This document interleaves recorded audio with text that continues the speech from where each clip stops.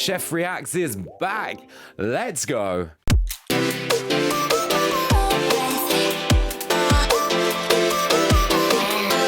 So today, yes, it has been a very long time. I think it's been like over 13 months since I did a Chef Reacts video, but we are back and we are doing some chef reactions today, and we are going to do some more of this in the future because I love doing the videos. And I mean, why not? It's in the name, right? Chef before trading. I'm a chef. We can react. We can have a look at some stuff. But we are starting today with Rate My Plate. Now, a friend of mine who is also a chef has been on Facebook, and they have taken these pictures from different groups and stuff like that. I don't know if they're food groups or anything. I don't know who owns these pictures. So if they are one of yours, congratulations or commiserations for the shit that you have put on that plate. Right, we are starting off with what can only be described as a kind of carbonara or something. You can see that there is a lot of cheese in there. I mean, which is pretty good. There's got to be a lot of cheese for me, but the sauce overall just looks a bit like congealed. I think we definitely haven't started off with the worst. I reckon there's going to be way worse than this. This is kind of like a pass. Like if you're having this at home, like the peas are nice and green, I guess. They're not like all gray. It's fine. Like, how are we going to score this? Are we going to score it out of, I don't know, should we score it out of 5 rather than 10? So, I mean, I'm going to give this, we're going to start low because I'm hoping that it's going to get better. So we're going to give it a 2 out of 5. And into the next one. Right, okay. I mean, it's simple. It's effective. I'm actually like a massive fan of spaghetti, beans and cheese. There's no cheese on this, so that's just going to knock it down like completely. But there's not really a lot to say about this. It kind of looks like, I mean, this is maybe something you would make your kid, but it is a lot of beans. That is a heavy on the bean to pasta ratio. You can barely see the pasta for the beans. I don't know. What do you think? What do you think? We'll give it a 1. We'll give it a 1 out of 5 because the last one definitely had a little bit more to it. And this is lacking the cheese. You can't have pasta without cheese. Like, come on now, heathens. Right, here we go. I'm not sure what this is. Is it a cottage pie or something? The peas, like, don't look very appetizing. The mash on the top looks like they got like a nice gratin on that, so I'll give them that. But it's a bit sloppy. The veg, like, I have to be picky, right? I have to be picky because, you know, like, am I gauging it to my standard or just to a general cooking standard? Because in my opinion, the carrots in there are just too fat. They're going to be a little bit too crunchy for me. I like them when they're all cut up nice and we get a lot of sweetness out of them. But the peas are still nice and green. So, I mean, we'll give this a 2. We'll give this a 2. Well, it looks nicer than the carbonara, but we're going to give this a 2. A 2 out of 5. So you need to let me know in the comments what you guys think about these plates and if you think this is a good series and you want to see me do more of this. We have got some videos coming up where I will be reacting to actual people cooking. I've been given some links by some of my chef friends, and some of these are really bad. I'm looking forward to it, but I want to see some really impressive stuff as well. But anyway, back to the pictures.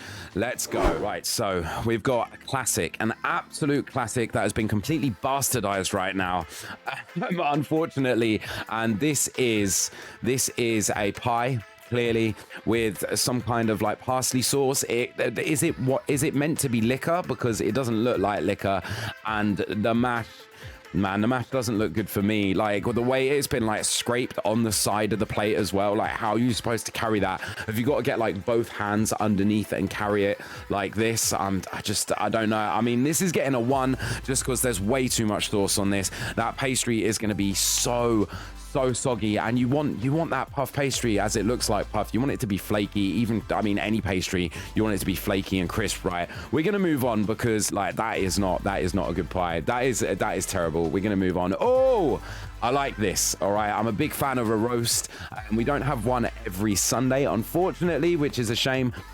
Just because, you know, it is a lot. It's a lot to do a roast every Sunday at home, and if you do, then fair play to you. And if your mum does, then give your mum a great big hug for that. But this looks decent.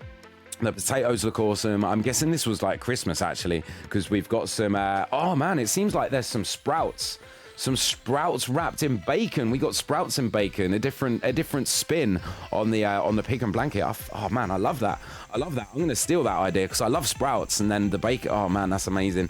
We got the classic stuffing balls. Not a fan of like the pre-made stuffing mix. I like to make it myself. And then the potatoes here look really crispy. The only thing is, I don't know what that sauce is, and I don't know what's underneath it. Right, some white sauce right there. But that turkey and whatever this is, a bit of beef, they look dry. They look so dry. Whenever you're doing turkey for like Christmas or Thanksgiving or whatever, make sure you brine it. Just brine it for a few hours before, right? And honestly, it just won't go dry. It won't go dry. And I don't know what this mess is up here as well. Maybe some cauliflower or something. But I have to say, the Yorkies, they're small, but they look pretty good. I'm going to give this a solid 3, actually. A solid 3. It is let down by the meat, but the potatoes look sick. But like groundbreaking, sprouts wrapped in bacon. I can't believe it. Absolutely amazing. Right, okay. I mean, this just looks amazing. I don't like the way the lemon's been cut, but that's just me. But look at that. Let's go. A bit of lobster tail. I haven't really got a lot to say about this. I love seafood. I love lobster. I love that we've got some prawns there as well. And I mean, you give a nice bit of squeeze of lemon over just to add a little bit of balance. But yeah, I'm gonna give this a 4 actually. Like I can imagine this will be the best that we see today, but I think a 4. I think a 4 is fine. Oh mate, what is this?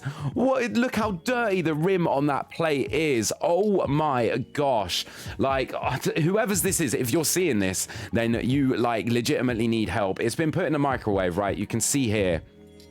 You can see here that the mash, I know it's quite pixelated, but you can see the mash here, it like looks like it's been in the microwave, and you've got all of this skin. We've got some like mystery meat right here. Is this like out of a tin? But then look at all of this grime up there. That is not the signs of a good sauce. Once again, how do you carry that to the table? Like, even if it's for yourself, you carry that to the table, you pop it down and you go, oh yeah, this, I'm gonna enjoy this. But you know, we got the squash right there to help it go down, I guess. This is going to get a 0.5. It's very close to a 0. Do you know what, man? It's got to get a 0.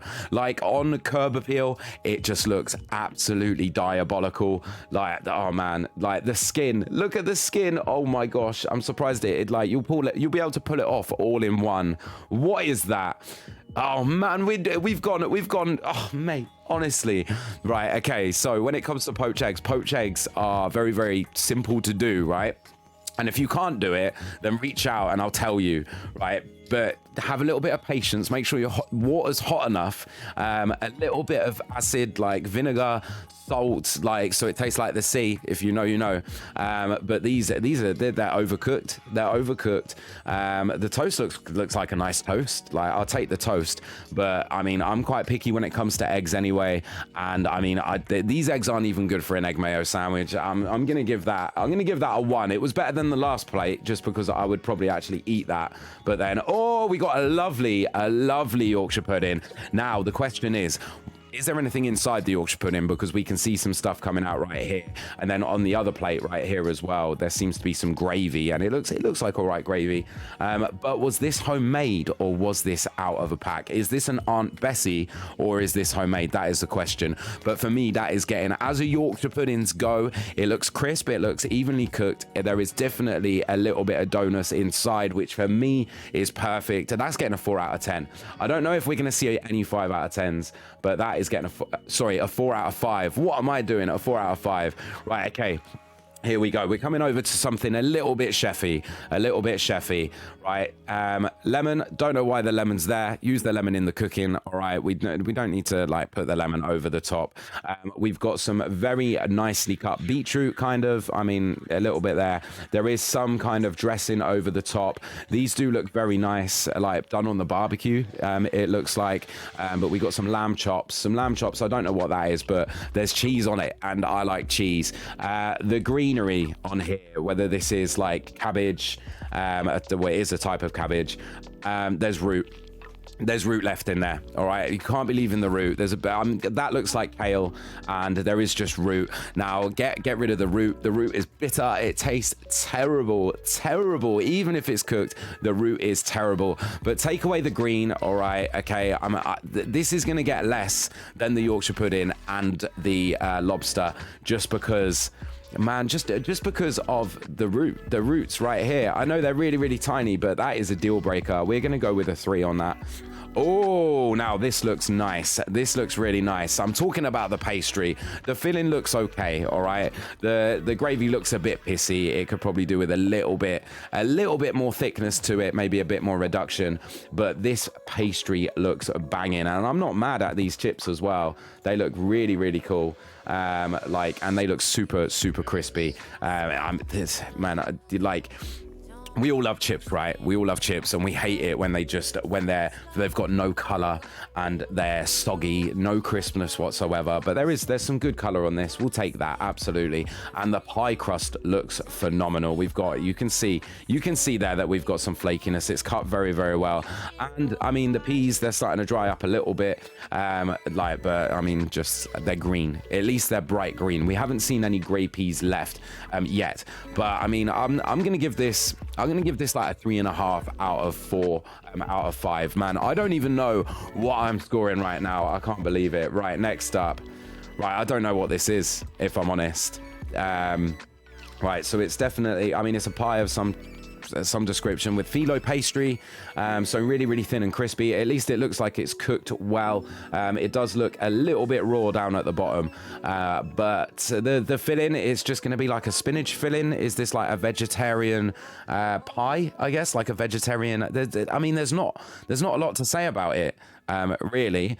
The fork is interesting with the 3 prongs rather than 4, and the plate is interesting as well with all the floralness, but there's not really a lot to say about this. It's fine, I guess. It's fine. We'll give it like an average like 2.5 out of 5.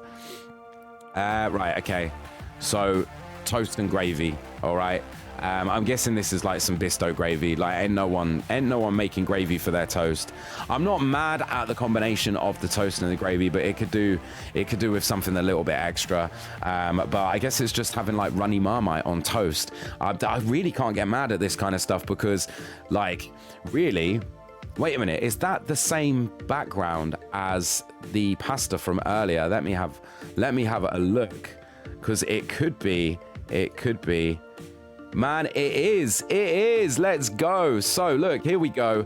We have got the beans and pasta right there. It is the same. Right, so there we go. We have got beans and pasta, and then someone else is having gravy on toast for dinner. All right, man, it's basic. I'm not going to mark it down too much. We'll give it a 2 out of 5. Absolutely. But if you're looking for something quick, and if you've got a child that is super, super picky and this is all they eat, then fair enough. But I mean, I wouldn't eat it. It's a bit weird.